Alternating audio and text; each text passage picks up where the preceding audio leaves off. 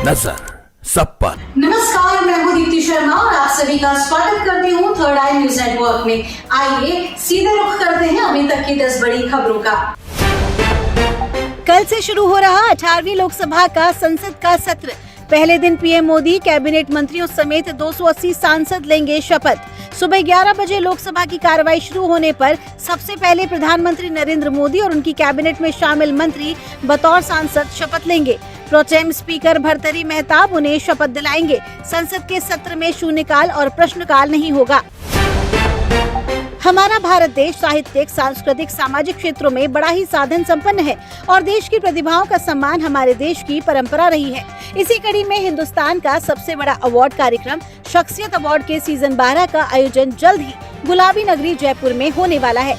कार्यक्रम आयोजक डॉक्टर दीप्ति शर्मा एवं पीयूष शर्मा ने बताया कि इस समारोह में देश एवं विदेश के अपने क्षेत्र में अच्छा कार्य कर रहे लोगों को सम्मानित किया जाता है, जिसमें सामाजिक क्षेत्रों के अलावा प्रशासनिक कार्यों एवं नई प्रतिभाओं का भी सम्मान किया जाता है। जल्दी इस बार का अवार्ड शो नए कलेवर में नजर आएगा। आधिकारिक सूत्रों के हवाले से खबर मिली है कि प्रधानमंत्री नरेंद्र मोदी 3 से 4 जुलाई को कजाकिस्तान के अस्ताना में आयोजित SCO शिखर सम्मेलन में शामिल नहीं हो पाएंगे। इससे पहले प्रधानमंत्री SCO समिट में नियमित रूप से भाग लेते रहे हैं। हालांकि माना जा रहा है कि चुनाव के बाद पहला संसद सत्र 3 जुलाई तक चलेगा। इस कारण मोदी इस बार शामिल नहीं हो पाएंगे।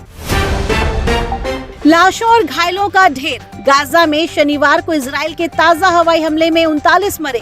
फिलिस्तीन को जीप से बांधकर घुमाया। फिलिस्तीन और अस्पताल के अधिकारियों ने ये जानकारी दी। गाजा में मौजूद आपातकालीन समूह फिलिस्तीन सिविल डिफेंस ने कहा कि गाजा शहर के पूर्वी इलाके में इजरायली हमले से प्रभावित एक इमारत से भी शव निकाले जा रहे हैं। श्रीलंका के राष्ट्रपति रानिल विक्रमसिंघे ने शनिवार को पहली बार स्वीकार किया कि हमारा देश भारत की मदद के चलते अपने सबसे बुरे आर्थिक संकट से 2 कठिन वर्षों में बच गया। उन्होंने कहा कि सब भारत से 3.5 अरब डॉलर की वित्तीय मदद से ही संभव हो पाया। उन्होंने नई दिल्ली के साथ मजबूत साझेदारी बनाए रखने की अपनी प्रतिबद्धता पर जोर दिया। अपनी पिछली भारत यात्रा के दौरान उन्होंने प्रधानमंत्री नरेंद्र मोदी के साथ साझेदारी के मुख्य क्षेत्रों पर चर्चा भी की थी। सरकार की ओर से प्रदेश के युवाओं को रोजगार देने की मुहिम के तहत मुख्यमंत्री योगी आदित्यनाथ ने बड़ा फैसला लेते हुए 42,000 होमगार्ड स्वयंसेवकों की भर्ती के आदेश दिए हैं। उन्होंने जल्द हजारों होमगार्ड्स के सेवानिवृत्त होने के दृष्टिगत जल्द भर्ती प्रक्रिया को शुरू करने को कहा। साथ ही होमगार्ड्स को आपदा मित्र के रूप में भी तैनात करने के लिए नियमावली बनाने का निर्देश दिया। केंद्र सरकार ने नीट यूजी परीक्षा में धांधली के आरोपों को बेहद गंभीरता से लिया है, जिसके बाद इस मामले की जांच CBI को सौंप दी गई है। शिक्षा मंत्रालय ने ये जानकारी देते हुए बयान जारी किया है। इससे पहले सरकार ने नेशनल टेस्टिंग एजेंसी के प्रमुख को भी पद से हटा दिया। वहीं नेट PG प्रवेश परीक्षा के लिए होने वाले एग्जाम को भी स्थगित कर दिया गया है। नीट यूजी परीक्षा परिणाम जारी होने के बाद देश के कई हिस्सों में व्यापक विरोध प्रदर्शन भी हुए थे। दिल्ली NCR समेत उत्तर भारत में लोगों को भीषण गर्मी से थोड़ी राहत मिली है। राजधानी दिल्ली में तापमान काफी समय बाद 40 डिग्री से नीचे आया है। 25 और 26 जून को राजधानी के कुछ इलाकों में लू की संभावना है। इसके बाद 27 जून से एक बार फिर बारिश और आंधी शुरू हो जाएगी।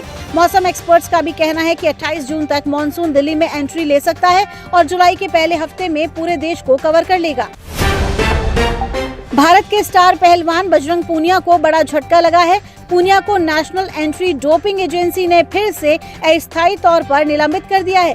जबकि पिछली बार नाडा ने बजरंग को निलंबित किया था तो उनका निलंबन अनुशासनात्मक पैनल द्वारा रद्द कर दिया गया था, क्योंकि उन्हें नोटिस जारी नहीं किया गया था। लेकिन अब नाडा ने निलंबन के साथ साथ बजरंग पूनिया को नोटिस भी जारी किया है। नाडा के अनुसार बजरंग ने 10 मार्च को सोनीपत में ट्रायल्स के दौरान यूरिन का नमूना देने से इनकार कर दिया था। इसके चलते उन पर ये एक्शन लिया गया है। नोटिस के खिलाफ जवाब देने के लिए बजरंग पूनिया के पास 11 जुलाई तक का समय है।